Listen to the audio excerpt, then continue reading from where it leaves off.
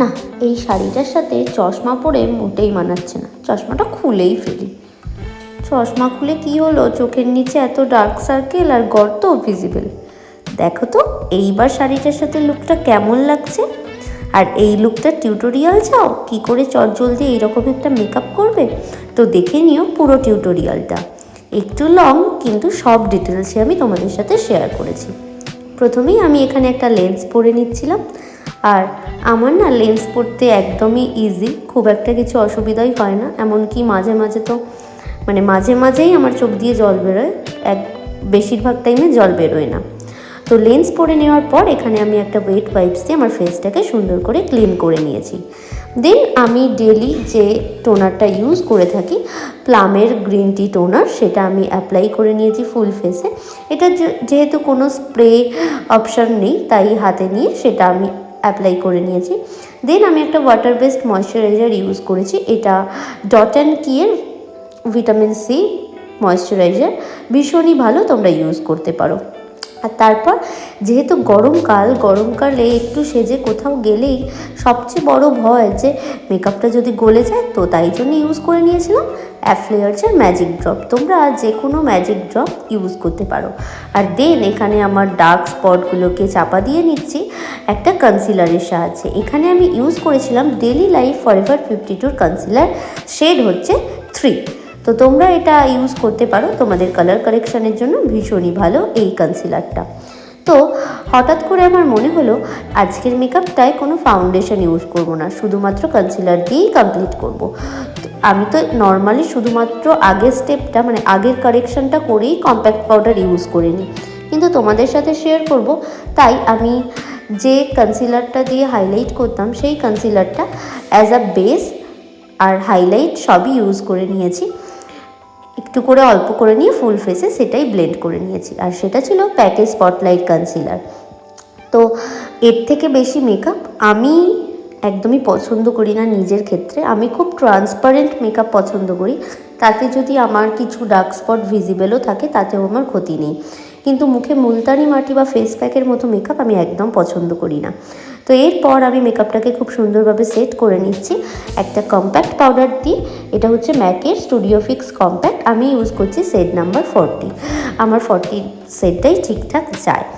তো যাদের skin tone আমার মতো ডাস্কি, তো তারা এটা ইউজ করতে পারো। তো যা করব গলায়ও করব আর মুখেও করব, নয়তো গলা আলাদা, কান আলাদা আর মুখ আলাদা হয়ে যাবে, এটা যেন একদমই না হয়।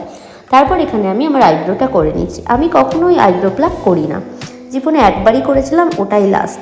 আর আমি রেজার দিয়েও আইব্রো ক্লিন করি না।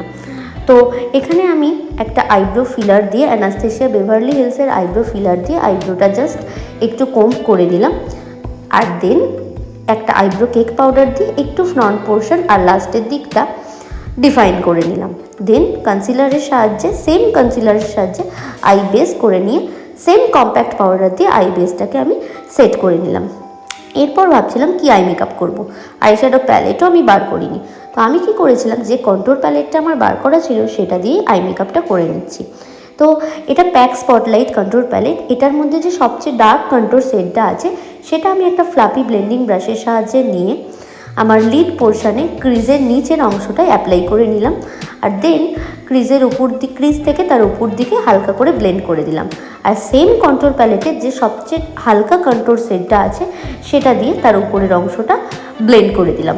তারপর একটা আইব্রো কেক পাউডার নিয়ে, মিস ক্লিয়ারের আইব্রো কেক পাউডার ছিল এটা আমার, সেটার ডার্ক ব্ল্যাকটা নিয়ে আমি লিডের ঠিক একদম ক্রিজের নিচ পর্যন্ত সেটা অ্যাপ্লাই করে খুব ভালো করে ব্লেন্ড করে নিলাম। এই কেক পাউডারের ব্ল্যাকটা খুব একটা ডার্ক হয় না, তাই আমি এটা অ্যাপ্লাই করেছিলাম। তো দেন দুটো চোখে সেমভাবে মেকআপ করে নিলাম। দেন নিচের ল্যাশ সেম যে ডার্ক কন্ট্রোর শেডটা সেটা নিয়ে আমি লোয়ার ল্যাশ লাইনে অ্যাপ্লাই করে নিচ্ছিলাম, আউটার থেকে ইনারের দিকে, কিন্তু খুব ফ্রন্ট পর্যন্ত আমি শ্যাডো অ্যাপ্লিকেশন পছন্দ করি না। আর তারপর নিচে যে ব্রাশটা ইউজ করেছিলাম সেই সেম ব্রাশটা দিয়ে ওই আইব্রো কেক পাউডারের মধ্যে যে ব্ল্যাক শেডটা ছিল সেটা দিয়ে ল্যাশের একদম ক্লোজ, ওয়াটার লাইনের একদম ক্লোজ লাইন ধরে একটু ওই ব্ল্যাক শেডটা অ্যাপ্লাই করে নিলাম। দেন আবার ওই হালকা কন্ট্রোল শেডটা দিয়ে একটা ফ্লাপি ব্লেন্ডিং ব্রাশের সাহায্যে ব্লেন্ড করে নিলাম। এরপর আমি ইউজ করে নিচ্ছি রিকোডের কাজল, both lower lash line lower water line and upper water লাইনে। আর দেন একটা ছোট্ট ব্রাশে করে ব্লেন্ড করে নিচ্ছি। আমি শুধু আউটারের দিকেই কাজল অ্যাপ্লাই করতে পছন্দ করি, খুব ইনার পর্যন্ত আমি কাজল একদম পছন্দ করি না। সেমভাবে একটা ছোট ব্লেন্ডিং ব্রাশ দিয়ে আমি ওই ডার্ক ব্ল্যাক কালার যেটা ছিল আমার মিস ক্লিয়ারের পোমেডে, সেটা দিয়ে ব্লেন্ডেড কাজলটার উপর অ্যাপ্লাই করে দিয়েছিলাম। তাতে আউটার কর্নারটা আরও প্রমিনেন্ট হয়ে গেছিলো।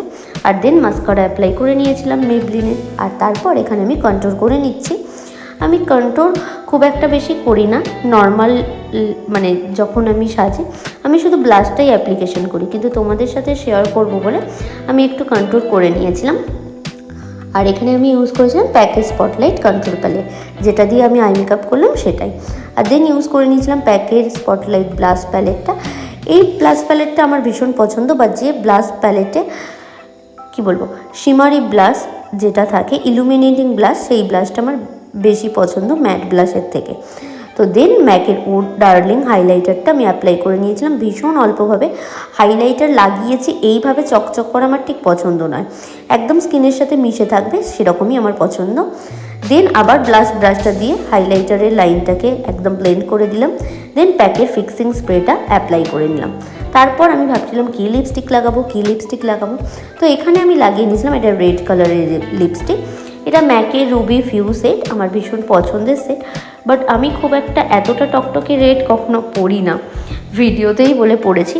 তাও পরার পর আমার মনে হচ্ছিল যে না, খুব টকটক করছে, তাই আমি তার উপর আবার ফরএভার 52 লাভার সেটটা অ্যাপ্লাই করেছিলাম। তো দেন আমার এই রকম লিপস্টিক শেডটা এসেছিলো। আর দেন এখানে পরে নিচ্ছি খুব সুন্দর একটা জুয়েলারি।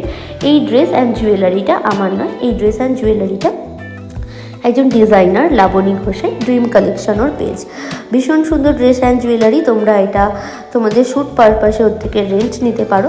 আমার তো কালেকশনটা খুব ভালো লেগেছে। তো দেখো তোমাদের কেমন লাগলো এই পুরো লুকটা। আর এরকম সেলফ মেকআপ কি তোমরা আরও দেখতে চাও? তাহলে অবশ্যই কমেন্ট করে জানিও, আমি চেষ্টা করব তোমাদের সাথে সেলফ মেকআপ শেয়ার করার। আর যারা সেলফ মেকআপ কোর্স করতে চাইছো তারা জয়েন করে নিতে পারো আমার আপকামিং সেপ্টেম্বরে 3 ডেজের সেলফ মেকআপ ক্লাস, যেটা পুজোর আগে পুজোর সুন্দর লুক যাতে তোমরা সেজে গুজে বেরোতে পারো, সেরকম লুক খুব অল্প প্রোডাক্ট দিয়ে কী করে করবে সেটা আমি তোমাদের সাথে শেয়ার করব। তো জানিও আমার এই লুকটা তোমাদের কেমন লাগলো। আর ভালো লাগলে প্লিজ একটা শেয়ার করে দিও। টাটা সবাইকে, ভালো থেকো সবাই।